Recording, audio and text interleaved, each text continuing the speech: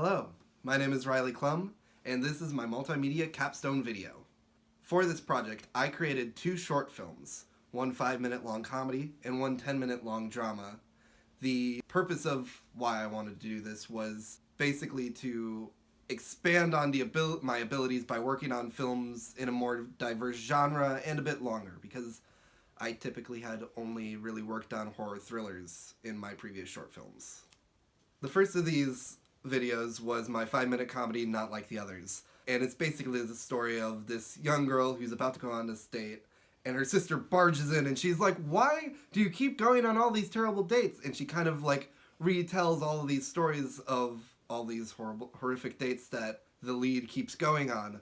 And there is a twist at the end. It's a bit more than how it presents itself, and I thought it's a really fun experience. Sadly, we had to switch leads the day before filming, but I don't think I could have asked for a better cast. They took notes, they worked well with each other, they bounced ideas off of each other. It was generally just a really fun time having them there. And it's kind of a more zany, like Mighty Python-esque story. It's a bit more ridiculous, it's kind of not adhering to logic, but that's what makes it fun. My second video was my 10-minute condensed version of 1984. Very condensed. If you know the story, I primarily focus on part 3 with a little splash of part 2. And I went into this wanting to give it an old Hollywood style feel. So I have models throughout the film, and they're pretty decent models for being my first ones to use for film, but they have a little bit of fakeness to it that is emblematic of those old 1930s films, and it also kind of represents this facade of the world that Winston finds himself in. And another thing from that old Hollywood style filmmaking is that I primarily put it in black and white with splashes of color throughout the film, primarily used to show the focus of the main character, Winston, and like basically what he considers important at that time. And the intro is actually really interesting for this because it's basically able to tell the story of part 1 and part 2 within 30 seconds without any characters or anything, and I think that's really well done. But then COVID-19 happened. We got our stay-at-home order 2 days before we were supposed to be filming, and I had already picked most of my extended family as cast. And we kind of like stuck it out for a little, hoping that we would be able, after a few weeks, be able to go back and start filming again. And then it got extended.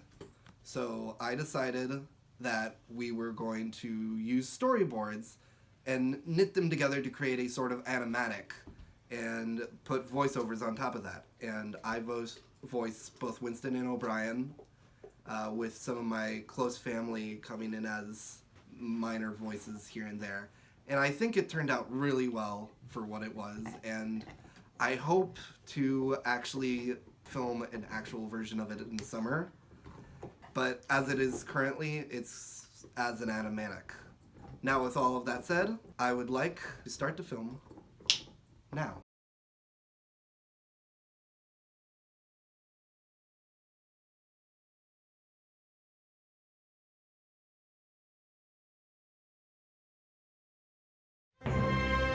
There is a war for the human mind.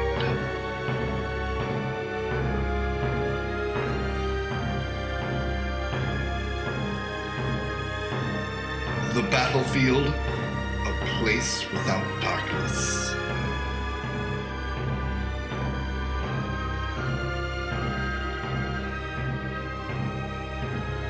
Valiant Ranger proudly presents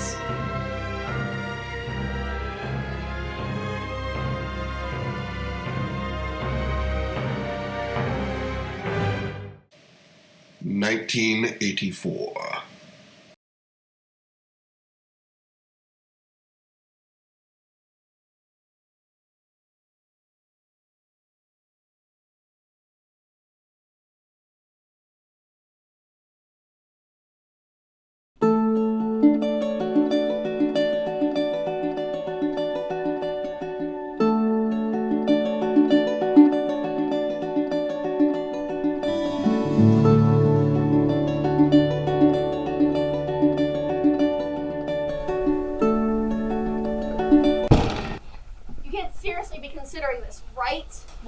wasn't serious, I wouldn't be doing this much prep.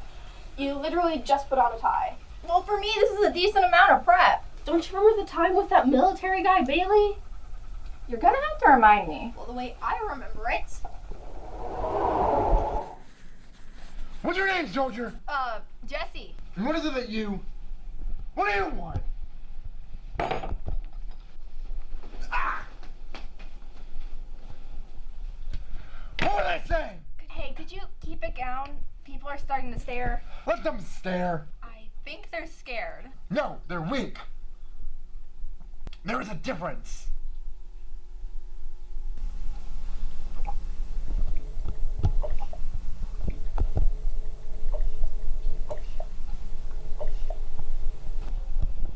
I think I need to go to the ladies' room. Oh yeah, I remember him. Last I heard, he got sent overseas to the Marines. Okay, fine, but what about that guy Cooper? What about him? So anyway, this guy kept getting in my face, and I was like, what are you trying to do? Eat me? But he was a tiny kitten, so he only got stuck to my leg.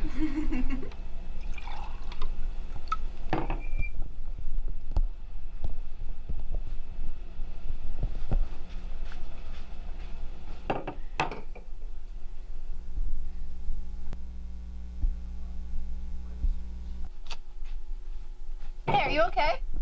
Curse my small bladder. Well, if you need to go, you can. No, I can hold it.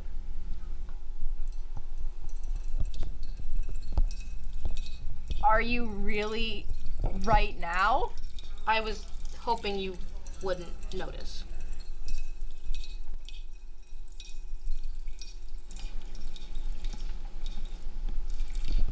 I'm just gonna go. Yeah. Somebody should fix that.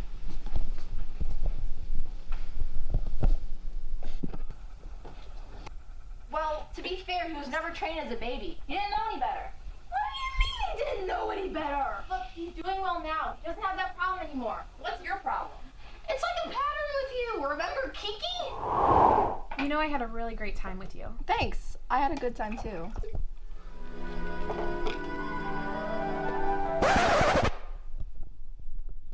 You taste like snozberries. Check, please. You know, believe it or not, Greg actually picked her up. That awkwardness is gone now.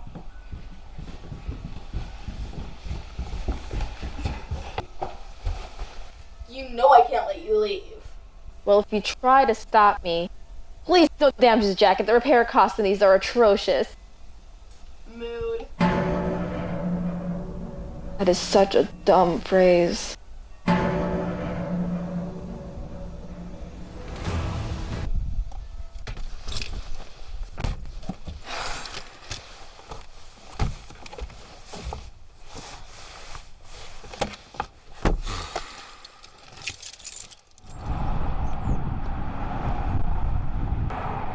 Whoa! What happened to your face? Just sisterly love. Okay, well, I know it's been a really tough road with you, but I think I found your perfect girl. She's a little older, so just keep that in mind. But when you're ready, just come on in.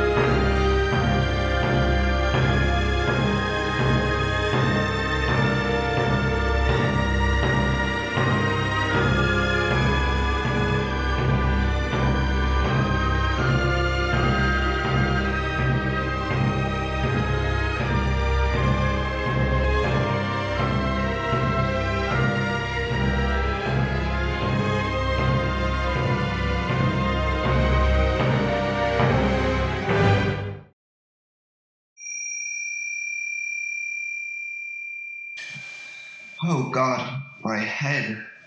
Where the hell am I? Well, if I were a betting man, I'd have to say that we're in blasted Ministry of Love.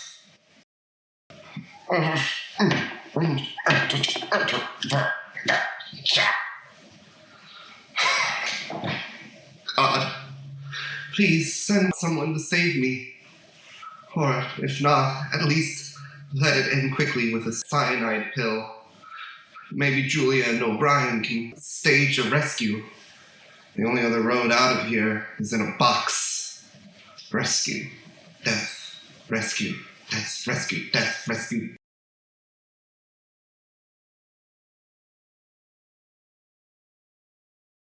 O'Brien, they got you too? Whatever the reason, I'm glad to see a familiar face. Shit. Well, I'm glad to see Charrington's men didn't completely fry O'Brien. If it makes you feel any better, I am glad to see you as well. You are such a fascinating study. Plus, you're always good for a pleasant chinwag. Something tells me this chinwag is going to be anything but pleasant. I should have known something was up with him.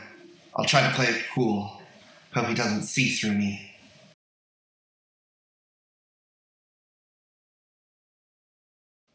Awfully hard to have a friendly chat when one of us is a little tied up at the moment. Come now, Winston. Why do you think you're here? Well, my first guess would be torture, but who knows? I could go for a round of checkers. No, my friend. You are not here to be tortured. You are here to be fixed. I highly doubt that. Come now. You know just as well as I the delusions you've been having.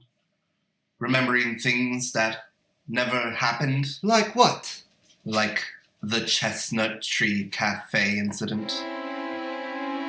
What of it? Well, if I'm to understand your condition correctly, you seem to believe that this event occurred. Here's your drink, Saz. Thank you. Cheers. Stop it, O'Brien. Please stop it. I've seen enough. Keep watching.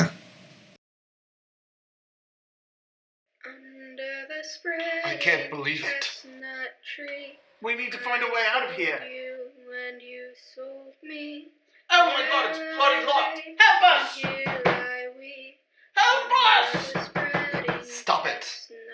There's nothing we can do now.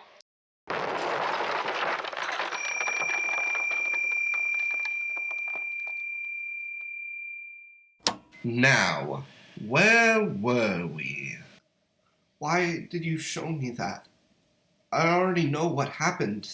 That's exactly the point, my boy. The film I just showed you? It's all fiction.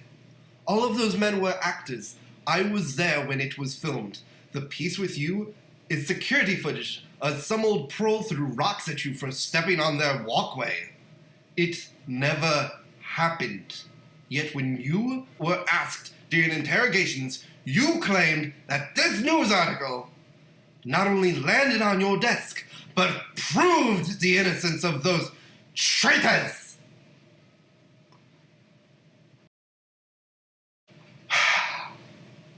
It was all in your head. But you just held the article. What article? The article! The one you just had in your hand! Ah! Oh, my friend, you really have gone off the deep end. I wasn't holding anything. I don't even know what article you're talking about. Winston? What year is it? 1984? And last year? 1983! Ah! Try again. 1983! Ah! I don't know what you want from me. Ah! I want you to understand. This year was 1984. The year before was 1984, and the year after will be 1984, as it will be every year after that.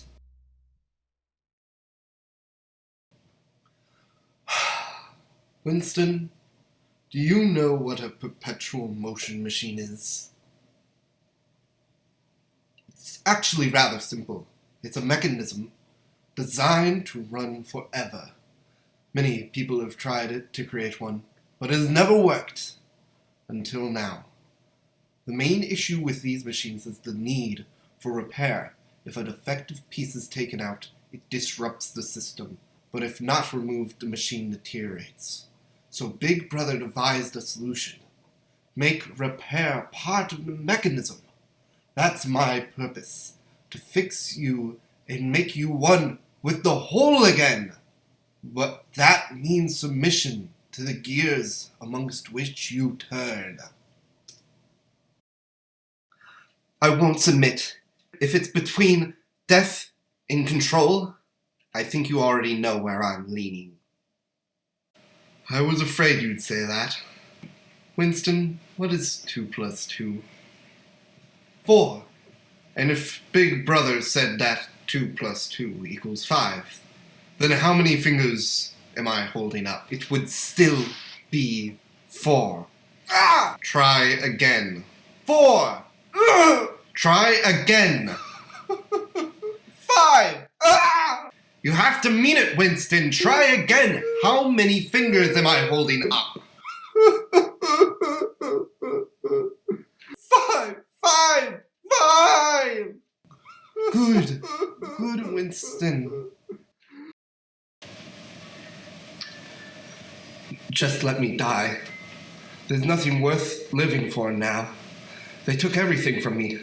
Except Julia. She'd be worth living for. But what hope is there that she's even still alive? Maybe I can stay strong for her. I can survive for her. Find her later. I have to remember her. I just can't let them see.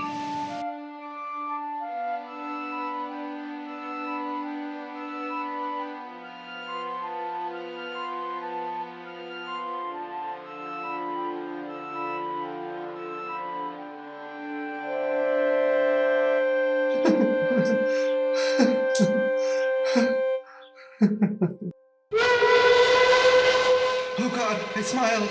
I let it show.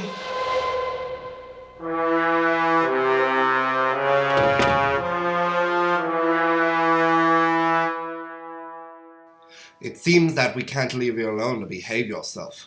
I'm rather disappointed. Bring him to room 101. Please, no. I'm sorry. It won't happen again. I'm so sorry. Please. I'm sorry.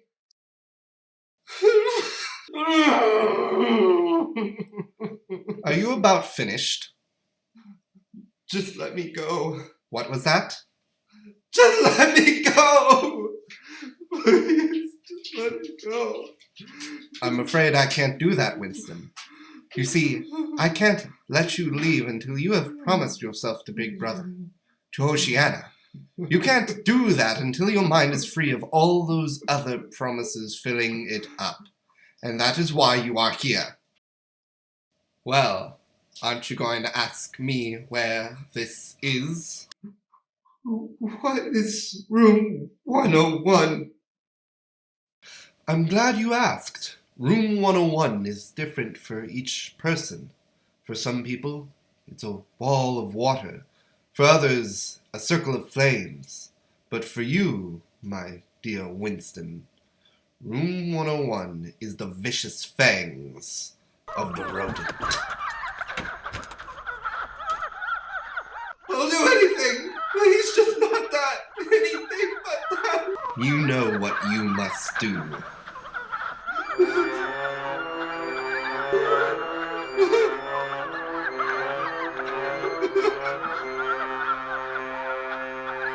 Let Julia take my place! Let her do it instead!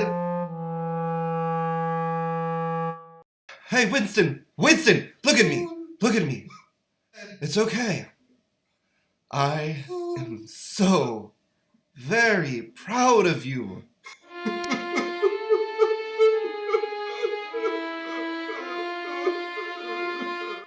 As time went on and my education continued, all I seemed to be waiting for was them to shoot me.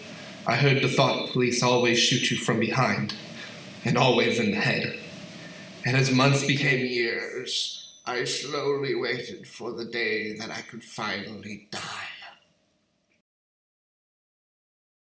One day, I was walking down the hall with an officer behind me, and in that moment, I knew that a small ball of metal was about to create a cavity in my head for me to finally escape through. But the bullet never came.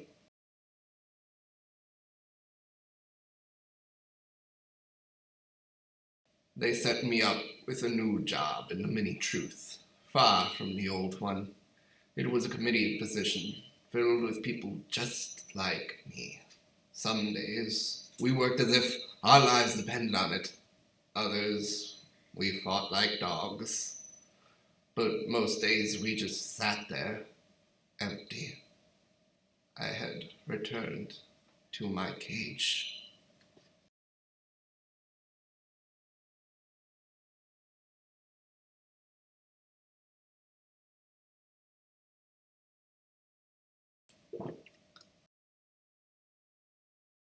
I know now why you wear a mustache, to hide the smile underneath.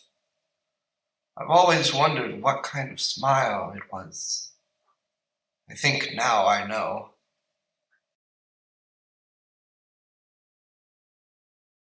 Under the spreading chestnut tree, I sold you and you sold me. There lie they, and here lie we, under the spreading chestnut tree.